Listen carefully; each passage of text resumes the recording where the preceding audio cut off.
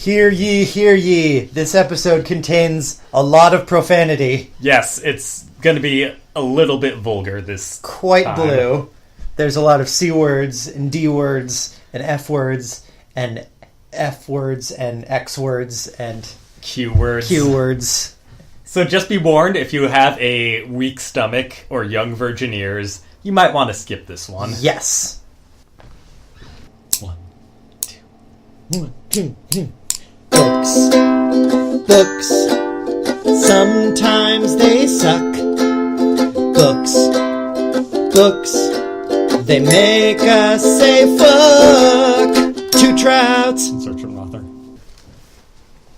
Welcome back. Hello. Welcome to Two Trouts in Search of an Author. A very special episode. Yes, we're trying something new this week. We're doing a 2-for-1 episode. I'm David. And I'm Jai. And our authors for this week two of them are... The first one will be Max Wilk, author of The Beard. And the second will be Morgen Holm, author of I, a Sailor. Yes. But first, Max Wilk. Yes, we're going to go with your book first. Now, yes. Now, how we did this is you read the book, but I didn't. Yes. And now you're going to present it to me. Uh-huh. All right. And vice versa. First off, a little bit about Max Wilk, the author. One sec. Blah, blah, blah. This gets cut out. Blah, blah, blah. Yeah, I might leave this in. Cat technical. There's some kitty-related technical difficulties. Okay. Max Wilk, the author. Okay. He wrote some literary studies, kind of, on plays. Okay. Like Oklahoma and all that. Oh, okay. He's kind of... Literary study on Oklahoma. Yeah, I don't know. There's not a lot of information. I did find out he wrote the novelization, the adaptation of the Beatles' Yellow Submarine movie. Okay. And I think that kind of skewed my image of The Beard, because I think for a while I was reading it as like a wacky British comedy. Right. But it's definitely American. I mean, it looks like a wacky British comedy. It's American. They mentioned they're in America, and Max Wilk is a very American writer, I feel. Oh, okay. I don't actually know his nationality. I might just be crazy. So, I mean, British people can write stuff set in America. I guess so. But, yeah, this is like one of his only, like, original fiction books. Okay. And I do not like it. Oh, no. Well, let's get into it. Let's start from the outside in. Okay, yes. What's the cover like? The cover, it's a tax form. And drawn on the tax form is a guy's face with a big bushy beard. All right. And a little hat. Does the main character wear, like, Groucho specs and a beret? He is an artist. So I think they're trying to get, like, a generic artist.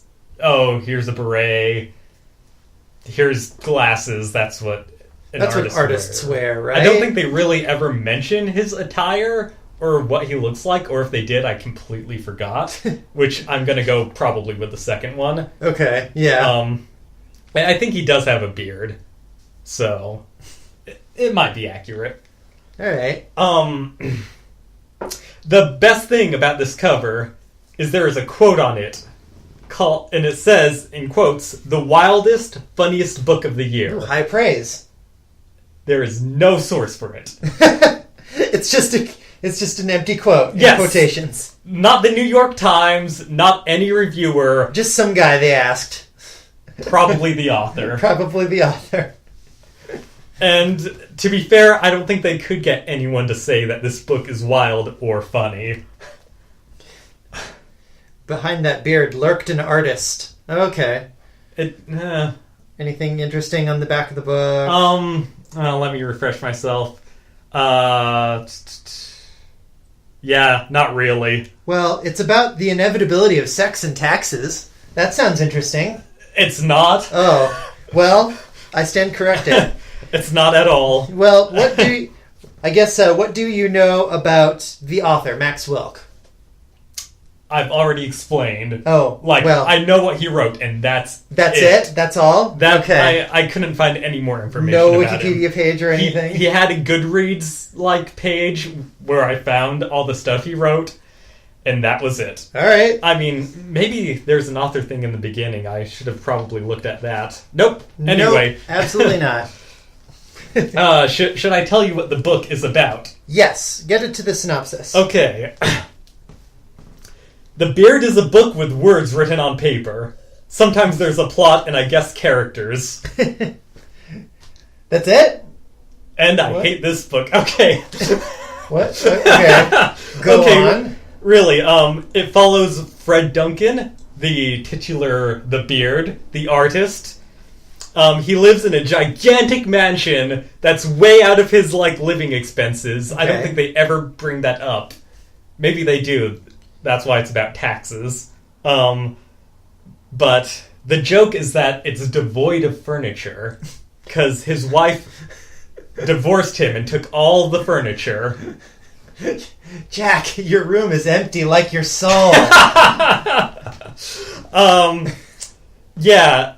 For the first 100 pages, nothing happens. Okay. And then his friend, who's like a senator, named Link, decides that, hey, you have a big empty mansion. Can I use, like, the third floor to have a little affair without my wife knowing about it? So he basically uses Fred Duncan's mansion to stage these trysts. And meanwhile, Fred tries to get a job with a magazine, but they don't enjoy his outrageous radical ideas. Oh, dear. Do they explain what the... Yes, I'll get into that later, because it's one of the things I kind of hate about this. Excellent. There's a tax girl who frequently, checks in on Fred, saying, hey, we gotta keep track of your taxes. And in the end, she renounces feminism to have sex with him.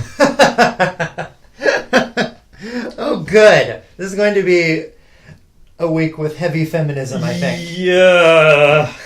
Yeah, the most feminist week. So, the plot basically follows that Fred gets paranoid. He thinks there's someone spying on the house and spying on the trysts and trying to ruin Link's career. Right. So he's like, okay, no more trysts at this house. And, he's also getting in trouble with, like, his landlady and, like, his plumbers. They keep seeing, like, a woman go into his house and they're like, oh, Fred, you dog. It's like, no, it's not like that. It's not me. So he... Some other guy calls it off, and turns out his friend Link was having an affair with his boss at the magazine's wife. Okay. And so he calls it off, he sends Link away, but then, his boss's wife comes, and she's like, oh, well, I'm gonna have sex with you now. So they have sex. Yeah. Okay. At the end, Fred marries the tax girl, and avoids having to pay taxes. The end. The end. If that sounds really scattershot to you, it's because that's the book. The book is it like super episodic or something? It is at the beginning. I think it kind of gets a bit more cohesive after page 100. Okay. But it still pops in and out, like, different situations. Huh. Yeah. I don't like this book. I can tell. At all. I can tell from the precise amount of sarcasm you used throughout that synopsis. I am... Okay. Mechanically, let's talk about the mechanics. How is the book written? It has a framing device around it that I kind of like. The first chapter and the last chapter, it takes place in a, like... tax union, and they're like, oh, we need to review this guy's taxes. Okay. And they have this journal with him. It's what the tax girl keeps, like, going to him, saying, oh, you've got to keep this journal of all your expenses. Right. So the book is his journal of all of his expenses. Okay. Oh. For the first, like, 50 pages. Oh. And it kind of dwindles. Like, each chapter, like, has a headline, like, oh, I paid this much for, like, a trip to Mexico or whatever. Okay. And at the beginning of the book, he's, like, explaining, like, no, wait. Bill from Efficiency Plumbing and Heating Company for repairs, $132.16. Dinner, $7.44. Liquor, $3.25. Woman's house dress, $7.20. Note to Miss Fiona Barnes. The above may sound somewhat confused, but I can explain. Bear with me. Fiona's the tax girl. Okay. So it does that, and like the chapters at the beginning kind of read like, oh, you know, he's saying I can explain, and it's like he's trying to explain it through, but it kind of gets dropped as the book goes on. Like it still has those headers, but then it's just the story. And all right, I kind of wish they did something more, because the beginning, like, nothing happens, and I find it really fucking boring. But they do some like neat things. There's one chapter written as just like letter correspondence between him and a bunch of different other people. I kind of like this chapter. Okay. Like, I even made a note like, hey, this is kind of cute. It's kind of fun. And that's about it. That's about the only parts that were cool. Yeah. So that's kind of how it's written. It's kind of slipshod, a little bit episodic. Just Yeah. All right. Shall I go into the stuff I don't like about this book? Do it. Which kind of ties in with the themes. Yes. This book is the most misogynistic book I've ever read in my life. Yes. It made me physically uncomfortable. Oh boy. And I don't know. I kind of want a second opinion on this book.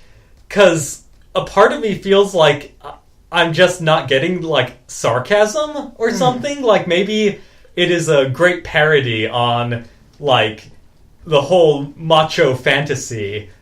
But I don't think it is. Okay. It's not very funny, first off. Like, I can tell when they're throwing a joke. It never really lands. Okay. And, like, most of the times with him interacting with females, they're throwing jokes, but it's really misogynistic jokes. Like, oh, why aren't you in the kitchen? And oh dear, I gotta find that. Yeah, this sounds kind of like how I felt about Night Watcher last week. Yeah, I was extremely offended by Night Watcher. Like Night Watcher, I feel like, yes, that's a very offensive book. It's very gross, and the author obviously has a lot of pent up, like, weird things. I don't think it was as malicious as The Beard. I feel like Night Watcher was just like his ignorance. It was a bit more naive. Okay. The Beard, it feels it's actively attacking women. He knows what he wants. It even says, like, it's a battle of the sexes. Oh my. But it's not. It's him going like, women suck.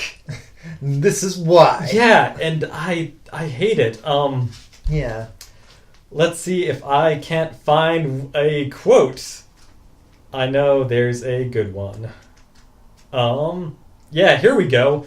After he seduces his boss's wife after the tryst is called off. Right. He has sex with her, and it's kind of rough sex, I guess. Okay. They don't really explain it super well, but what follows is, and I quote, "Her voice in my ear, lovely, a soft giggle. I drowsed.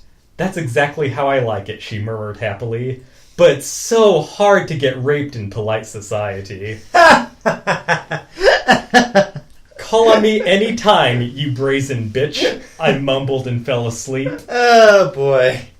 It is very actively... Yeah, that's right there. Like, women want to be raped. It's so hard to get raped in polite society. I know. That, like... first world problems. Oh, that's not first world problems. That's just not right. Like, I'm sorry. I guess her proclivities point that way I mean, something. Okay, there's kinks. There's definitely kinks. And, like, S&M relationships. This isn't an agreed contract between them. Right. He just has really rough sex with her because he's really pent up sexually. Gotcha. And she's all like, yes, I love it when men, like, release their anger on me. And I just find it gross. Like, that is a little odd when she isn't, like, actually asking for it. I know! Yikes. It's... Oh boy, lots of sexual energy this week. Yeah, this is a sex week, definitely. This is the sex week, folks. Yeah, so its sexual politics is very skewed towards men are dominant, women are weaker. Like, towards the end of the book, Fiona, the tax girl... Oh, God. Maybe I did mark that page. Fiona's, there, and she's mad because she kind of saw him have sex with his boss's wife, and she has, I guess a crush on him. It doesn't really develop their relationship well. Okay. Like, it makes no sense why she would want Fred Duncan's dick. Anyway, they get into an argument, and I quote, "Miss Barnes, if you please," she hoisted herself to knees. "Forced to earn a living, nature abhors a vacuum, remember? You men abdicated control, so what was left to take over? Us, that's who. You think I enjoy wearing mannish tweeds and sensible shoes? The hell I do. I never wanted to be a domineering woman. When I was a kid, I wanted to grow up to be Rochelle Hudson, and here I am, Rosalind Russell. Do us a big favor, will you?" she wailed. "Take back your damn vote." Oh boy. They mention a lot about how women... Take back your damn vote. Yeah, how women would renounce their right to vote. Like, they've mentioned several times the men are like, "Oh, first we gave them the right to vote, and now they're just swarming the business offices." What year was this book written? I don't think we established that. 71, I want to say. Oh, 1965. Oh, okay. Okay. That makes it all better. No, it doesn't. No, it doesn't.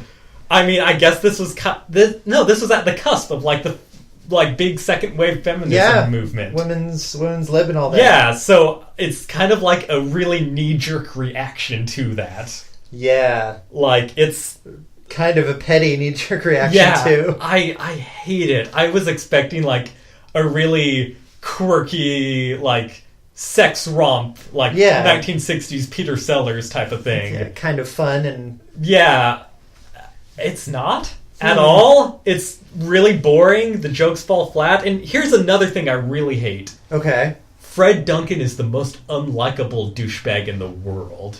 Oh, good. Okay, so he's an artist. Quote unquote. Artist. With a beard. Yes. There's a scene in the beginning where he gets dragged along the boss's wife before, the tryst happens and everything.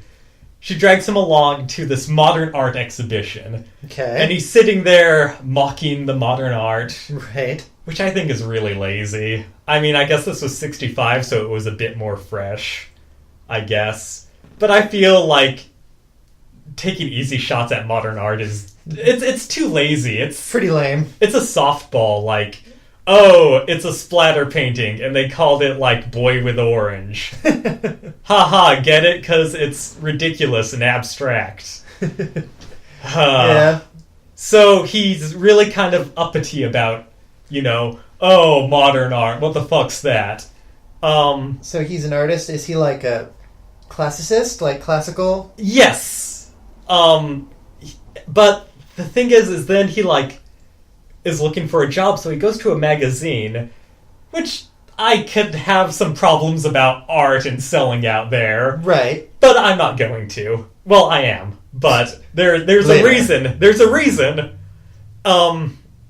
So they're all okay, here's this contract.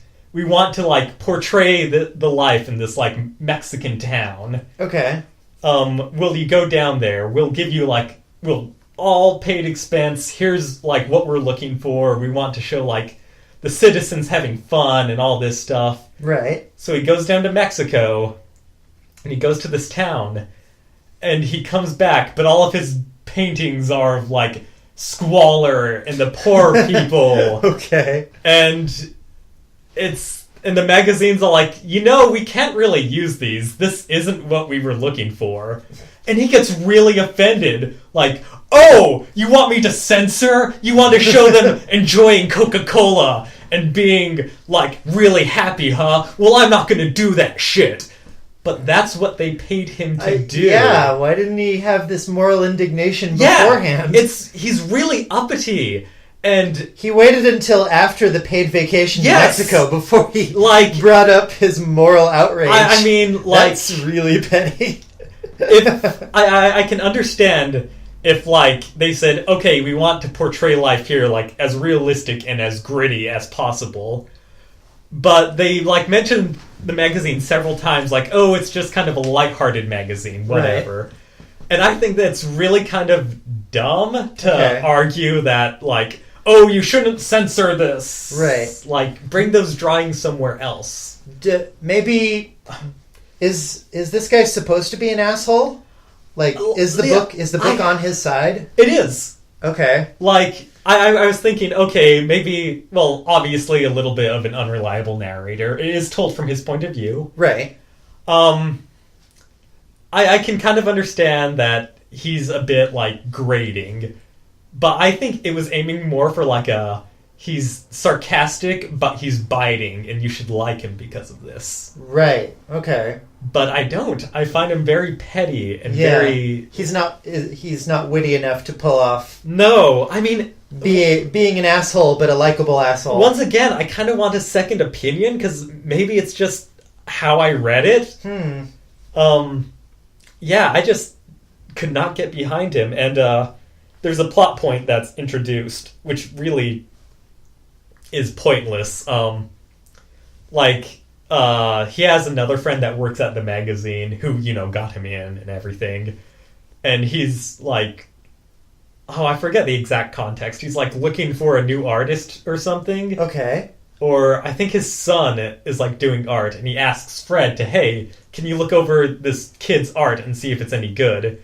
And Fred looks it over and he's oh, this is great. I mean, of course, there's dumb criticisms oh, it's really jagged and whatnot. But, it's all oh, the kid isn't putting all of his heart into it. Something like that. But there's also another plot point about how Fred gets scammed into having his house be on a tour. Okay. When do all these plot points come into the plot? They don't. They don't. That's the thing. It's just so disparate. I mean, you're describing all these episodes, and this has nothing to do with the synopsis that you gave at the beginning. They're there, and I have a feeling it's supposed to be a wacky, oh no, all this shit is happening to me. But if you get down to the bare bones, they are pointless. Yeah, because they seem to be setting up. I mean, from what it sounds like, it seems to be setting up some sort of door farce. Yeah. There's the Link and... doesn't happen. The woman upstairs, and then the tax lady coming in, and then there's tours going through. Doesn't happen at all. That would be a great setup for some sort of sex farce. I believe the tour happens after the tryst is over. Oh. So, it doesn't even have that, because that would be tension right there. Because that would be great. That's a great episode. But it turns out, because his house is devoid of furniture, that's the running gag throughout the book. Okay. They're all okay, we'll lend you this furniture so we can do a tour. And, one of the furniture movers is the kid. So, he's trying to have a rapport with the kid. And when the kid comes to, take the furniture back after everything's done, the kid gives him, a little sketch he did. Okay. He's hey, what do you think about this one? And Fred just goes off on him. Saying, you're not putting your heart into this. You'll never be a good artist, because you're not, into it enough, man. Man. And I just fucking hated that much. He is stifling this kid's creativity. And the kid even says, whoa, man, take a step back. And he's no, I know what you were doing. You were giving it to me, and you were expecting praise. And now you can't deal with real-world bullshit. And it's calm down, Fred. That was a point where I felt oh, we're supposed to be, on Fred's side. He's giving the kid, real harsh life lessons. But I just found it annoying and grating. And I hated it. Oh my god. I hate this book so much. I could tell you are in physical pain right now. Thinking about there's this novel. they do a lot of like culture referencing, which I kind of find unnecessary. Okay. So here's one. It's when he's out with the boss's wife for the first time. Right. And Purist, she snapped. Let's get back to being stimulating. Do you want to know who's my favorite architect? Saarinen. Ingmar Borgman is a bear. I mean, Bergman is a boar. I like the Beatles. I also like Giancarlo Menotti, Terry Thomas, and Rob's John Gobbings, Rob's John Ribbings, Jobs Gone Beggings. Do you mean Bob's John Gabbings, perhaps? So there's weird, like, that type of stuff. Okay, like weird non-wordplay. Yes.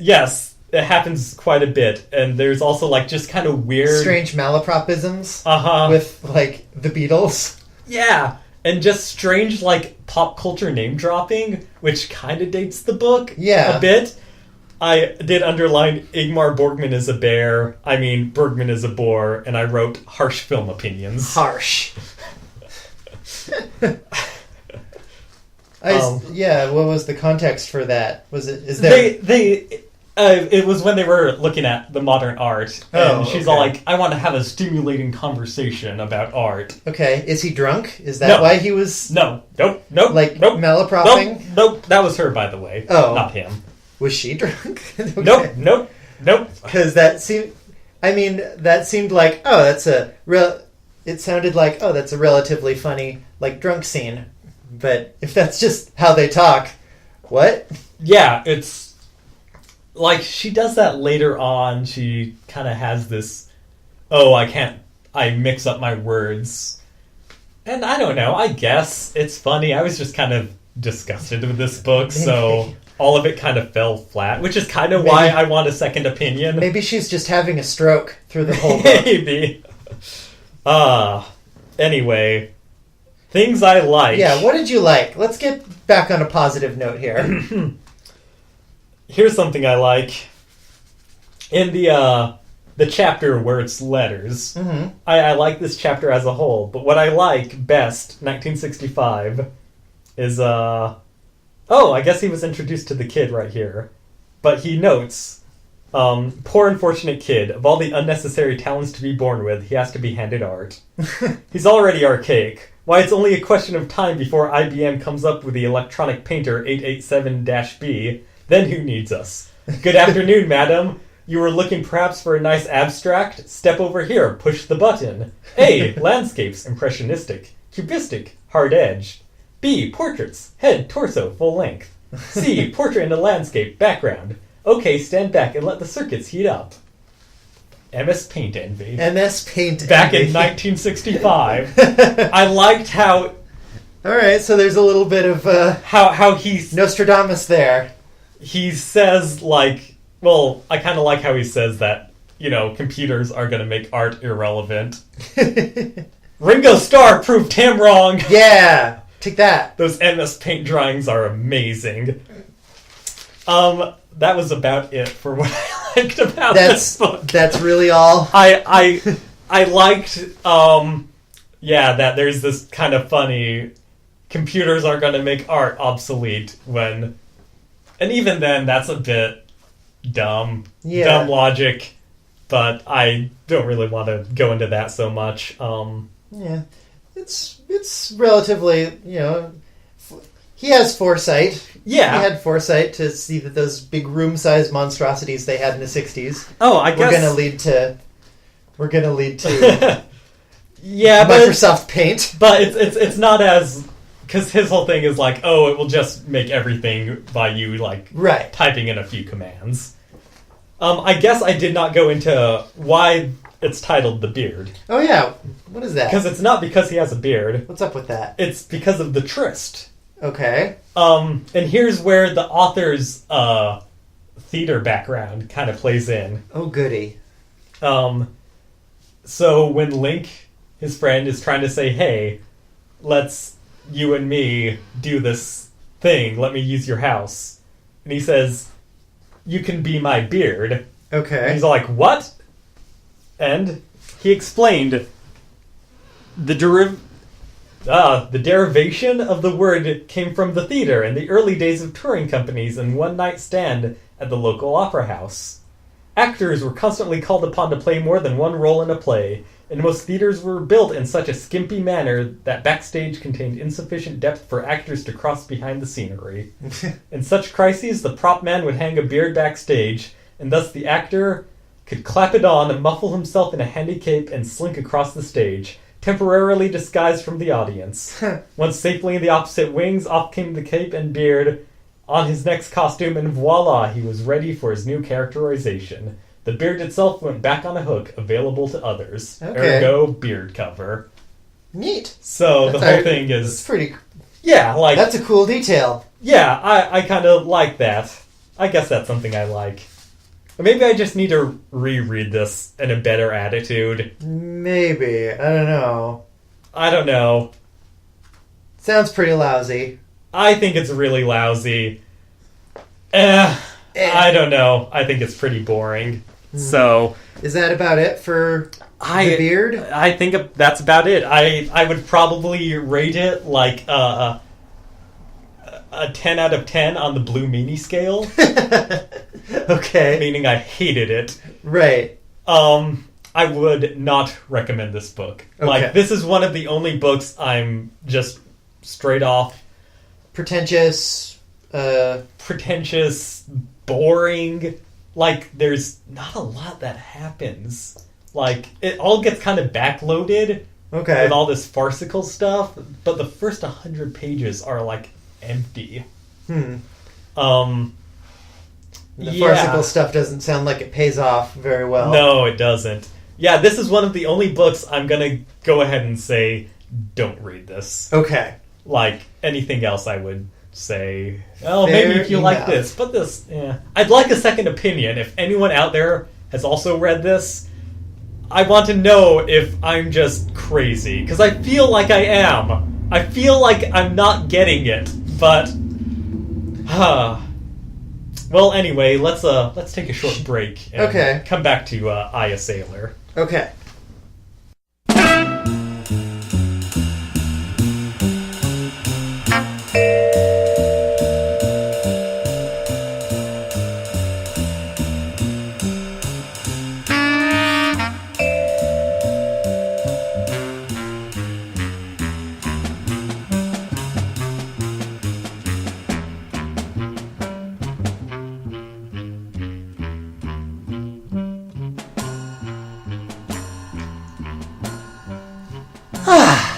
And we're back. Yes. Yes. So our next book, our next author is Morgen Holm, and he wrote a little ditty called I, a Sailor, the scorching novel of a sexual voyager. The prequel to I, a Robot. Right, by Asimov Holm, right? Gross. Burping on podcasts. Yeah, anyway. nice one. All right, so this is actually one in a pseudo series. It's not really one cohesive series. Yeah, it's a foreign book. It's from Denmark. I'm gonna make sure of that, because no, I'm like, yep, Denmark. And the first one in the pseudo series was called I, a Woman by Siv Holm, which is a pen name for, let me find her. Where's all the author? There it is, on the last page of my notes. I, a Woman, parts 1 and 2. Oh, there's 2 parts? Yep, by Siv Holm, pen name Agneth Thomsen, and there's going to be a lot of Swedish chef names on this. Mispronunciation of foreign names. We apologize on this episode.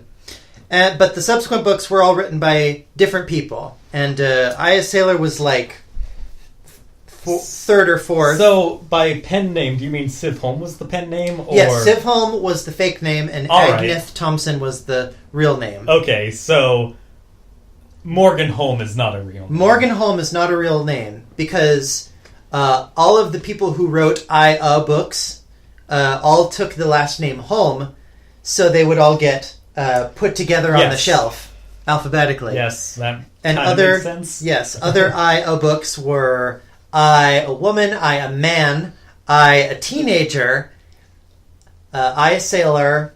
Let's see. I wonder if I have a list. You're missing my favorite one. Oh, I am?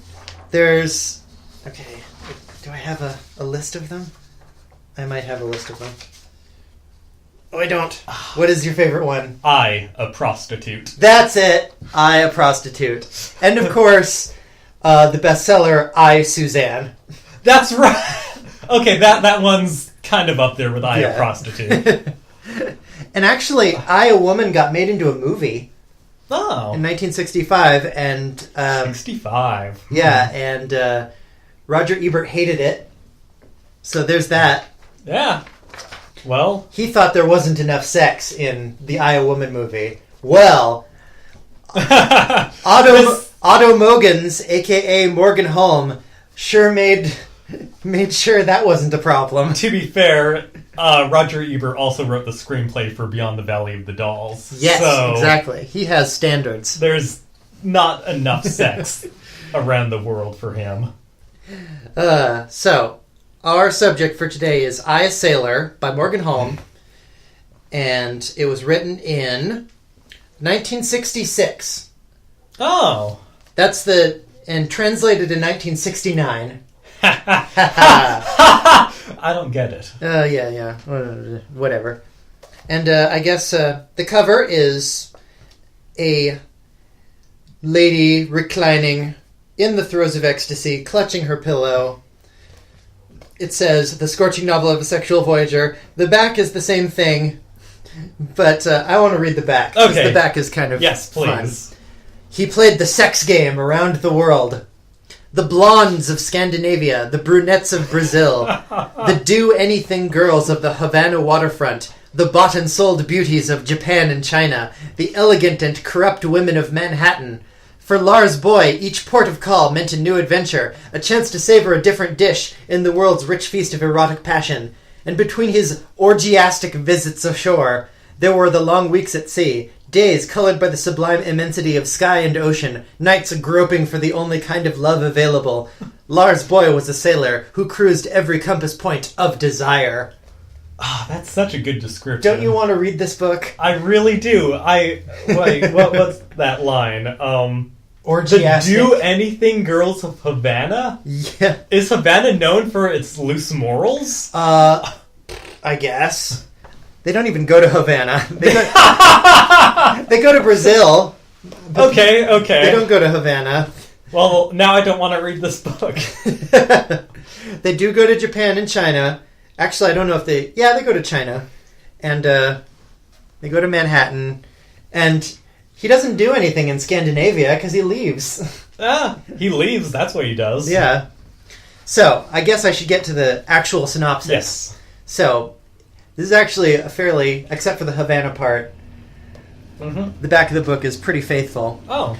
This is an extremely episodic book. Okay. So, bear with me. There is no plot. Yes. There is no plot here, just sex. We meet Lars Boy, second mate of the Anna Star of the Starline Company. He's carousing with Asian whores on his last voyage before he goes home to marry a rich girl. Fair enough. The book is, and that's the framing device. Okay. He is reminiscing, the book is him reminiscing about his long career as a sailor from when he went against his parents' wishes and went out to sea, and ending up with him being disowned. And mostly he thinks about all the women he took to bed. All right. Including, and here is a list. Fantasizing about the ship engineer's wife. Losing his virginity to a gross German prostitute. Falling in love and getting gonorrhea from a sweet Brazilian prostitute. Giving gonorrhea to a young randy girl in a religious family. A fat older woman who gains a deal of confidence from getting some from Lars. A girl he got pregnant and was planning to marry, but she got an abortion, and they didn't end up getting married. The pregnant girl's mother. A respectable girl with a voracious sexual appetite who is killed when the Nazis invade. But what? Yep, exactly. The daughter of a ship captain known for calling false rape charges against men she sleeps with, but he forces her to fall in love with him. Suzanne, who will let you fuck her for 100 pias. I, Suzanne? No, it's a different Suzanne. Okay. Although it might be, that would be fun if I, Suzanne was actually about Suzanne from this book. Because Suzanne was pretty cool. Because she also ends up Lars' favorite prostitute along the Doi River. All right. Sexy Jehovah's Witness. Okay. Who loves to tease. And a sweet and clingy Japanese flower girl. And a lot of others who were basically afterthoughts and single paragraph affairs. That is still a good 12 women. That is the short list. So, in and among this, there's also a lot of sailing. A lot of boring sailing, a lot of talking about... A lot of old men in the sea. A lot of old men in the sea, yeah. He spends a lot of time describing shipmates and captains and skippers who feel like they're going to be important, but then he leaves and goes to another ship, and he describes a whole other slew of shipmates. So, everyone comes in and out of this novel so much, and Lars, comes in and out. And Lars is really the only one who sticks around the whole way. There's also encounters with lesbians, and this is kind of important. Lars is shown to be a lot more tolerant and respectful about lesbians than his peers. Oh. And then there's a lot of boring stories about captains, engineers, and they talk constantly about sex the whole time. Okay. Having it, not having it, protecting yourself from it, expressing disgust about it.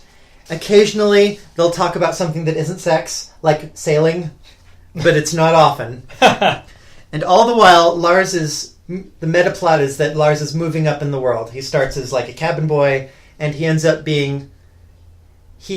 as second mate, but he got demoted from first mate. Oh.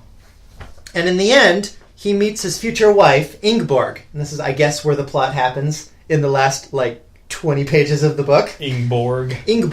At a bohemian party in, I don't know if it's in Copenhagen or Manhattan. I don't remember. A big city. Okay. So she's a bohemian woman. It's New York. She's tall. She's blonde. She's Amazonian. He thinks she's the most beautiful woman in the world. Turns out she's a lesbian.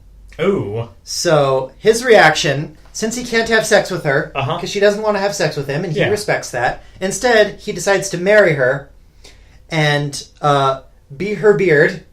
Oh. Because she's rich. She's loaded. Yeah. So he's her beard.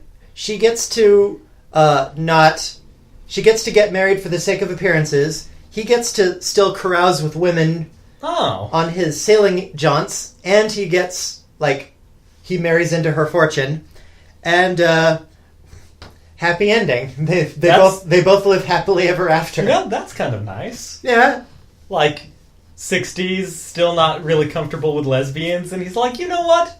Let's get married. Let's do it. Let's enter a lavender marriage. Even though, he's also marrying to her fortune, so that it kind of felt like, the book has spent the entire time objectifying women sexually, and then at the very end, it finds a different way to objectify a woman by turning her into her fortune. So, that's the synopsis. All right. Mechanically, this is a very well-written laundry list. Ooh. I think that's the best way to sum it up, I think. It's fairly well-written, I think. Mm-hmm. If the back is anything to go off of. Yeah, it's very lush descriptions of the places it goes. So it's, if you want a travelogue, that's nice. It's very frank in its language. It says, cock, cunt, dick. That's a lot more refreshing than from our previous. Yes, I'm actually quite happy with that. It talks about the sex scenes when they come, and they come all the time. Like every other page, there's a sex scene. They come all the time. Jai. They're effective, I guess. All right. If you were in it for the sex, you do not do wrong by this book. And it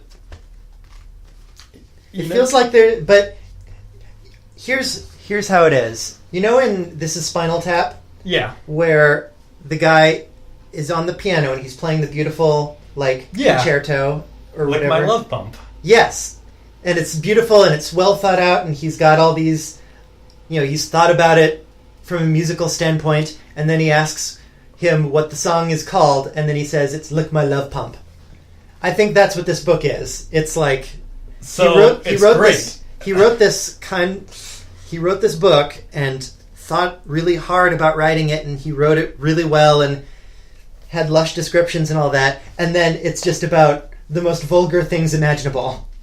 So he wrote this. I can get behind that. Yeah. I mean, that's Once I realized that's what it was, I liked it a lot more. Yeah. I started off being like, this is ridiculous. When is something going to happen? Because if you don't realize that it's just going to be sex all throughout, it's really boring. Oh. Huh. Like you kind of have to read it for the sex, or else there's no real point to it. It's an erotic novel. Exactly. Cut and dry. It's erotica. Okay. But lushly described erotica. Yeah, really lush. Okay. Lush erotica. I don't know. It sounds like I might enjoy this book. Yeah. I mean, I like erotica, I guess. Yeah. I guess. I guess I'll start with the stuff I didn't like. Okay. It's a bit racist. Okay. It's a bit okay. There's a lot of scenes with Oriental whores. Yeah. So it's a bit like a very extended version of that scene from Full Metal Jacket. We love you long time, etc., etc. Oh. It literally in places. Let's see here. Page 8. Suzanne, which I think is my favorite character. Okay. Because her, like the very first paragraph that they introduce her, Suzanne turned around and looked at him with flashing eyes, grabbed a bottle of beer and swung it threateningly over his head. "Not old bitch!" she screamed and stamped her foot on the floor. "I fuck you to pieces in 3 minutes. Savvy?" That's how she's introduced. So, this is stuff you didn't like? Well, the stuff I didn't like was that it was racist. I mean, I like that she's saucy and all that, but there's you get a little uncomfortable when all these Asian whores are going me fucky and me fuck you to pieces for 100 pia and all that. And it's a little bit, there's a lot of objectification of women. There's, just out of necessity, basically, because it's erotica. But I don't know. Not knowing anything about this series, I would almost think, because like I a Woman, that sounds like it could be like empowering. Yeah, but remember, I a Woman was written by someone else entirely. Yeah, that's true. But I just think like maybe this series has like a it's an empowerment angle. Yeah, that's fair. I think this is definitely, at least in part, some male empowerment. Like okay, because the beginning of the book is all about how he wants to become a sailor, and his parents don't want him to be, because he's bought into all the stories about all the romance and adventure he's going to have once he goes off to be a sailor. Mm-hmm. And then he goes off to be a sailor, and he has all the romance and adventure he thought he was going to get. All right. That's another problem. There's absolutely no conflict in this book. Okay, nothing happens. Although he becomes a sailor and he rises up in the world, but there's absolutely nothing standing in his way. Yeah, I guess that could be a problem. I'm just trying to think of like 60s, 70s kind of erotic culture. Like, how did that really play out? Was there much conflict? Like, especially like European sex culture. Like, I don't know if, like, I'm trying to think back to like I Am Curious Orange and shit like that. Mm-hmm. Yellow, not orange. Fuck. Oh, I'm Curious Yellow. I'm Curious Yellow and Blue. That's it. Not orange. God damn it, Jai. Because I don't think those movies had much conflict in them. Fair enough. They're not great movies either, but... Yeah. But... It comes from the book having no plot. Yeah. There's no plot, therefore there's no like conflict to get in the way of But I also the plot that's not think there. those movies were like, yeah, revolution, take to the streets. Oh yeah, the Aya Sailor does not have anything that lofty on its mind. It doesn't have any like furthering message. It's awesome to be a sailor, except when you get gonorrhea. That's basically it. Like, look how awesome this guy's life is because he became a sailor. I mean, it purports to be like this tell-all confessional about this sailor's life and his, the trials and tribulations of being a sailor. But reading the book, except for the part where he gets, STDs, he basically turns out awesome. Oh. He has a bunch of sex. He gets a bunch of women to fall in love with him and then loves them and leaves them. He gets to do basically what he loves because he loves sailing throughout the whole thing. And he loves sex. So, good for you, Lars Boy.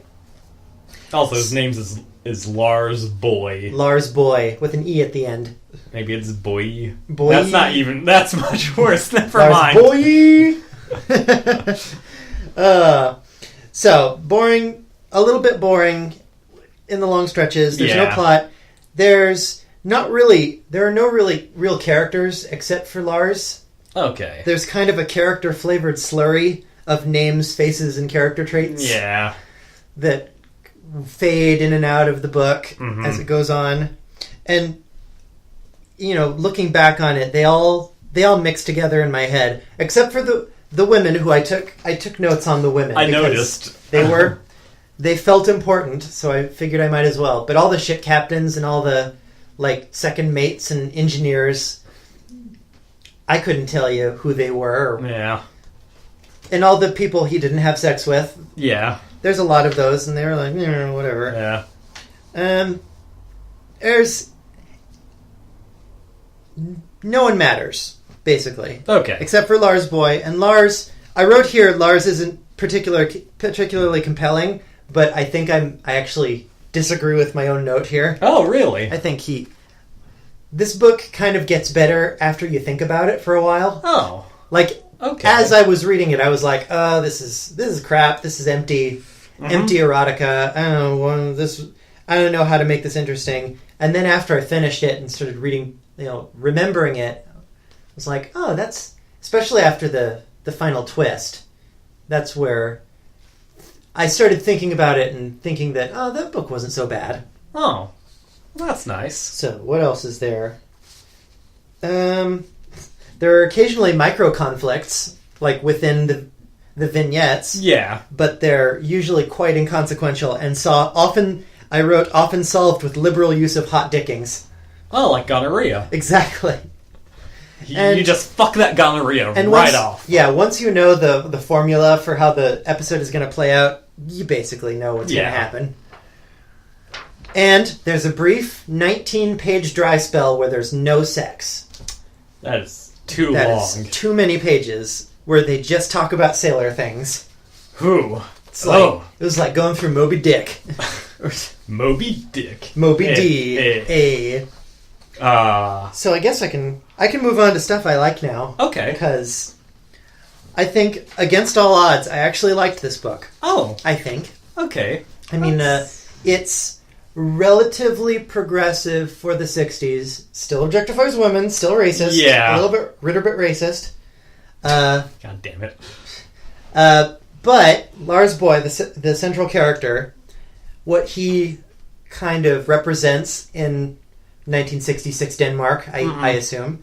He's sexually courageous, sexually liberal. Oh. Extremely tolerant, very liberal-minded. He's, just the thing with the lesbians, which is, it kind of leaves a bad taste in your mouth. But for the time, there's another episode with lesbians in it where he sees a crewmate listening in at the keyhole of a lesbian passenger, and he basically threatens the guy not to tell anyone or else he'll beat him up. because he knows that the woman would get discredited if it ever got out. Yeah. Well, So that's nice. That's kind of neat. Despite that, he's more than willing to completely objectify every other woman he meets, whether he fucks them or not. He undresses a lot of people with his eyes, and his defining character trait that gets brought up a lot is that he's got a huge cock. Okay. Does it give us measurements, inches? No, it doesn't give us measurements, but everyone Rats. he meets is super impressed when they see it. Lars reads is somewhat detached and kind of cold, actually. Okay. Which, I didn't like at the time, but as I thought about it, I was like, okay, yeah, I get it. And he doesn't really have a character arc, but the arc that he does have is brief, small. He starts out as a scared neophyte, very quickly becomes a seasoned sexual adventurer. Uh-huh. Basically, by the time he gets gonorrhea and gets cured, he's like Lars Boy Superman. Okay. Who can do no wrong. And here's another thing I don't like. I keep bringing up the gonorrhea. That's the thing that happens once. And they bring up condoms, and then they never worry about sexually transmitted diseases ever again. Yeah. Like, they just bring it up once just to bring it up. It's the 60s. Yeah. STDs, STIs, whatever, were common, I guess. I don't know. Honestly, it's in a weird place between being relentlessly, sexist objectification and making an honest effort at progressiveness. Huh. Because in it, all the, assholes and bores that he meets, they're all really, sexually repressed. And he goes at great pains to paint all of the people who are dicks as either sexually repressed or actively slut-shaming other people. And almost all the hookers are portrayed as extremely happy with their professions, which I feel weird about, but is kind of nice, I guess. Yeah. I mean, sex work would be a lot easier if it was socially acceptable. It's also kind of the 60s. Dagmar's hot pants was around. Exactly. So let me just try to find some more stuff to talk about. Stuff you like. Stuff I like. I liked the plot twist at the end. Okay. When he met, that's kind of it's the very end. It's like the last 30 pages maybe. But it's the point where I started to change my mind about the book. Okay. I got there, and it's actually kind of cool how it reveals it. Let me see if I can find it.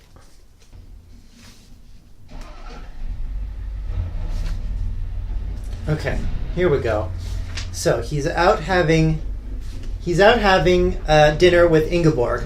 Okay. And before this, another woman that he'd had sex with before has kind of made waves about Ingeborg being abnormal somehow, and we're not quite sure how.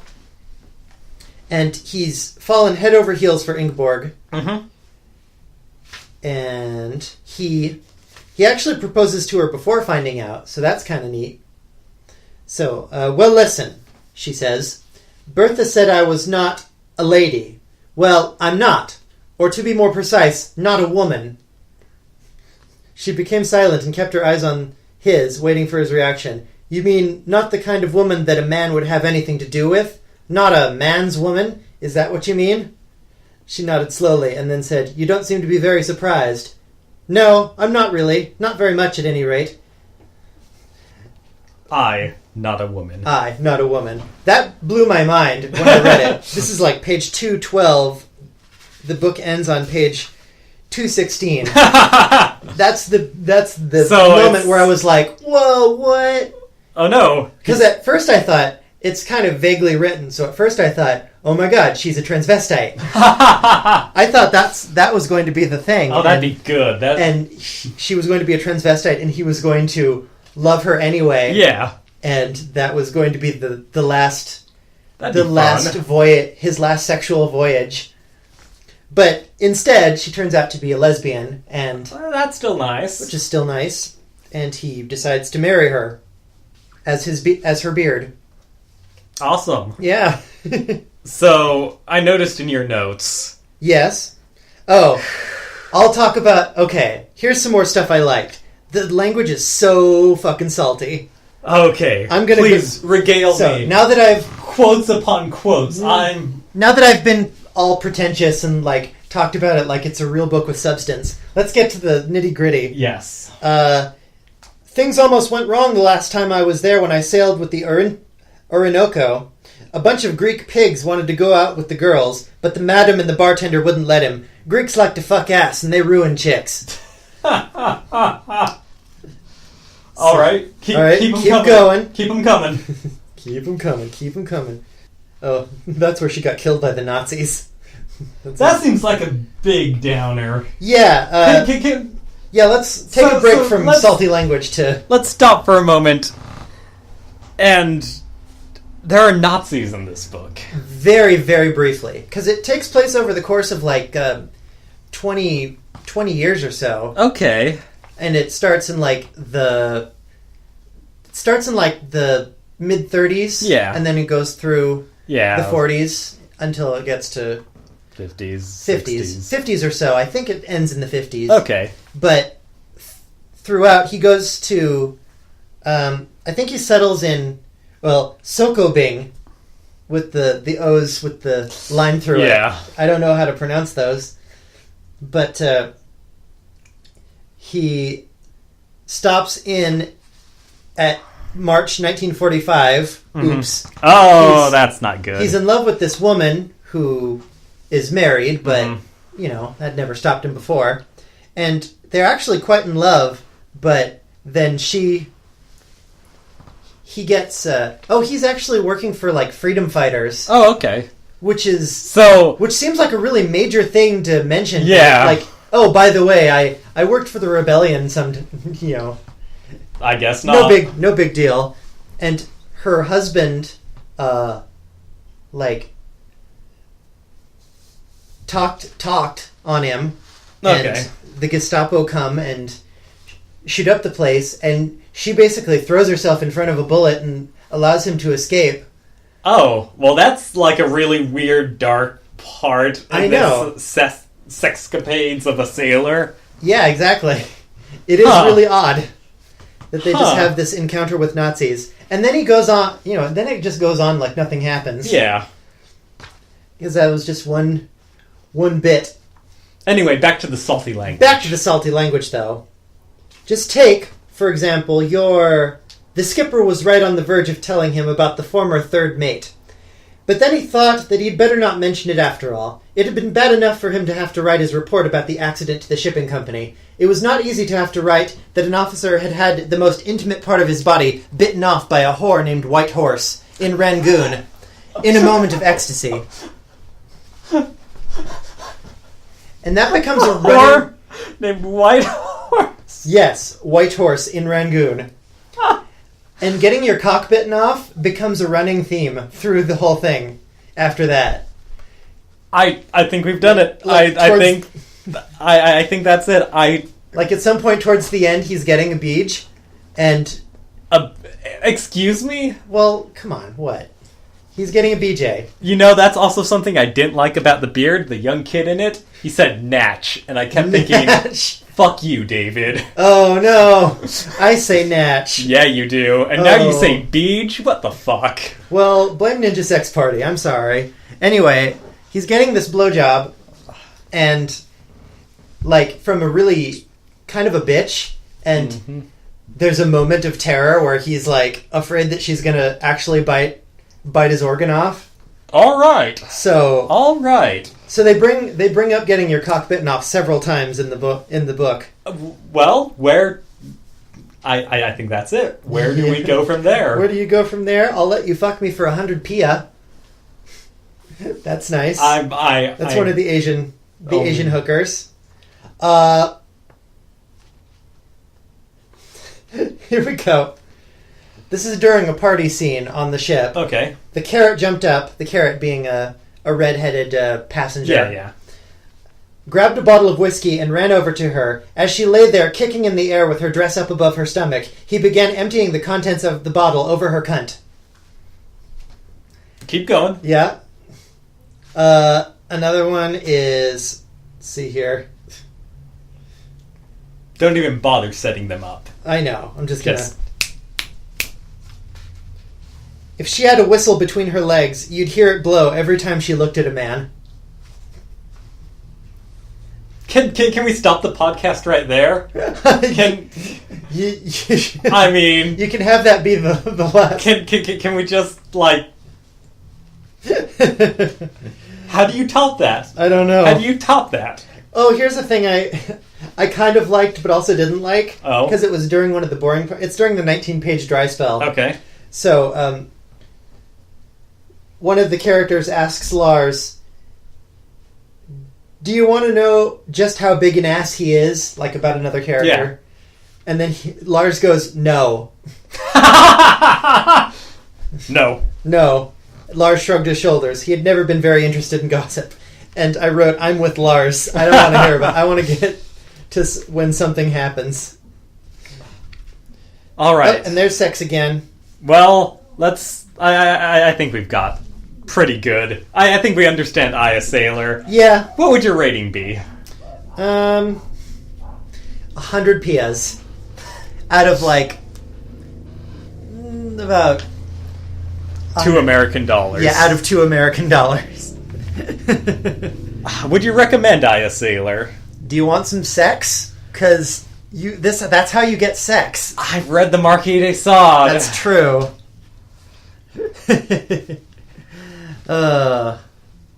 Yeah, I'd recommend it if you wanna read. If you're just into smut. If you're super into smut, yeah, do it. It's fun. Yeah, I don't know. It sounds like a book I might actually... It's occasionally boring. I mean... When there's not sex. Probably not love, but maybe like, you know... Oh, love? What's that? Well, I think that's it. Yeah. I think that's it. And remember, if she had a whistle between her legs, it would blow every time she looked at a man. Yes. Well, this has been Two Trouts in Search of an Author. With Aya Sailor by Morgen Holm. And The Beard by Max Wilk. And, yeah, tune in next week. Not next week. We're going on a brief hiatus. Yes. I won't be around next week. But we're going to have another twofer. Yes, we'll have another two-parter. So, until then, keep judging books by their covers. Please. Keep putting whistles between your legs.